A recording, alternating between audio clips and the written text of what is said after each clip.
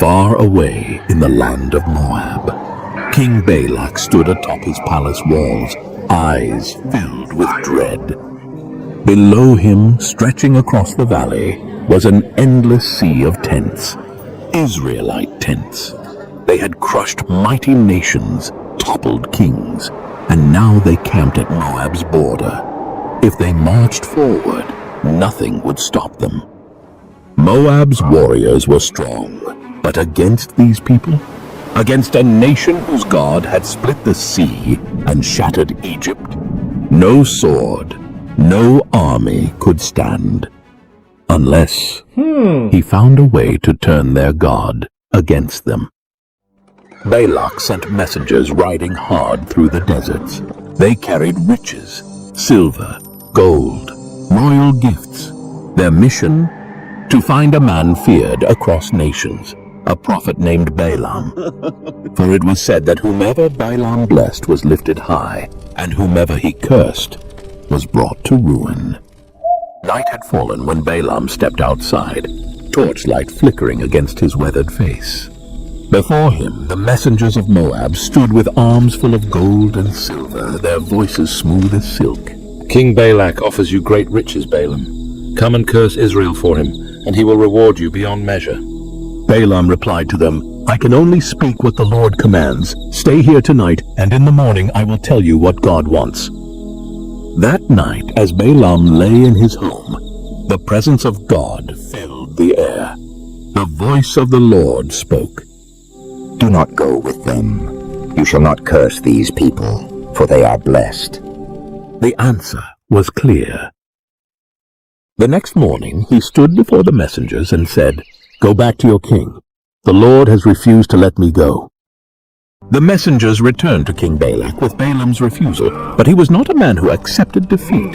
He sent more officials, greater in rank, richer in gifts.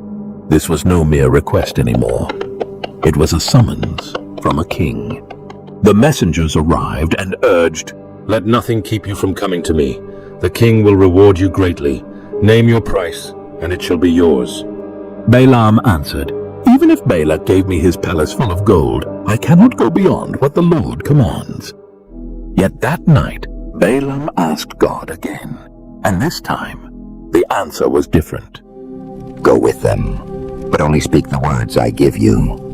And so, before dawn, Balaam saddled his donkey and set out for Moab, unaware that the road ahead would test more than just his obedience. By the way, if you find any of these videos interesting or enjoyable, please consider subscribing. These take a long time to make, and it really helps out. The morning sun blazed over the dry earth, and the road ahead seemed clear. Then suddenly the donkey stopped. Balaam frowned and pulled the reins. Move, he snapped. But the animal refused, because it saw what Balaam could not. Before them, unseen to human eyes, a warrior stood, a being not of this world, a towering angel. Balaam struck the donkey once, twice, and again. Move, you stubborn beast, he shouted, ready to strike again. Then, as he was ready to strike again, the donkey suddenly spoke. What have I done to you that you have struck me 3 times? The words froze Balaam mid-swing, but instead of recoiling in shock, he answered without thinking. Because you have made a fool of me, Balaam snapped. If I had a sword, I would kill you. The donkey's voice remained calm. Have I ever done this to you before? Balaam hesitated. No, never. Then Balaam's eyes were opened, and before him stood the angel of the Lord, sword drawn, radiating a fearsome presence that made the earth itself tremble. He fell to his knees, his heart pounding in terror. The angel spoke to him. Why have you beaten your donkey 3 times? I stood in your way because your path is reckless before me. If your donkey had not turned aside, I would have struck you down and spared her. Balaam bowed lower. I have sinned. If my path displeases you, I will turn back. But the angel's gaze did not soften. Go, but you will speak only the words I give you. Balaam rose slowly, his limbs shaking and his pride shattered. The road to Moab stretched ahead, but now he understood. Balaam arrived in Moab. Before him stood the city gates, flanked by towering banners bearing the sigil of King Balak.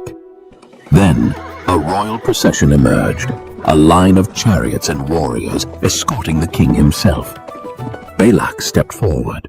"At last you have come! Did you not believe my messengers? I can make you wealthier than any man alive." But Balaam's eyes were distant, his thoughts still heavy with the weight of his divine encounter. "I have come, but understand this, O king. I can only say what the Lord commands." The king replied, "Then let us waste no time. Come! The people you must curse are waiting." As night fell, Balak led Balaam to a high place, Bamoth Baal, a sacred hill overlooking the vast Israelite camp below. Fires burned in great stone braziers, the scent of sacrifice thick in the air. "Look down! There they are, a people too numerous to count, swarming like locusts over the land. Curse them for me now." Balaam stepped forward, but instead of lifting his voice in a curse, he turned his face to the heavens, and the Lord spoke to him. Then he opened his mouth, and instead of a curse, a blessing poured forth. "From the hills I behold them, a people set apart, mighty and blessed. Who can count the dust of Jacob? Who can number even a fourth of Israel?" Balak's fists clenched, his jaw tightened, and he turned sharply. "What are you doing? I brought you to curse them, not bless them." Balaam's voice did not waver. "Must I not speak what the Lord commands?" The king's face darkened. "Come, we will try again. Another place and another chance. Perhaps there God will permit a curse." But Balaam already knew the answer. The Lord had spoken, and no man, not even a king, could change it. Balak led Balaam to another high place, Pisgah, where ancient altars stood against the starlit sky. The priests prepared 7 more sacrifices. With his voice taut with expectation, the king said, "Perhaps here the Lord will let you curse them." Balaam stood before the offerings, eyes closed, waiting. And once again, when he opened his mouth, a blessing came forth. "God is not a man, that he should lie. Behold, I have received a command to bless, and he has blessed. I cannot change it." Balak's face twisted in fury, his hands balling into fists. "Enough of this nonsense! If you will not curse them, then at least do not bless them." Balak's patience was gone. He seized Balaam's arm, dragging him to yet another place, Peor, overlooking the wilderness. It was his last hope.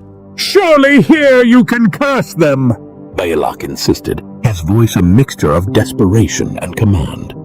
Once again Balaam prepared the altars, but this time he did not seek omens as before.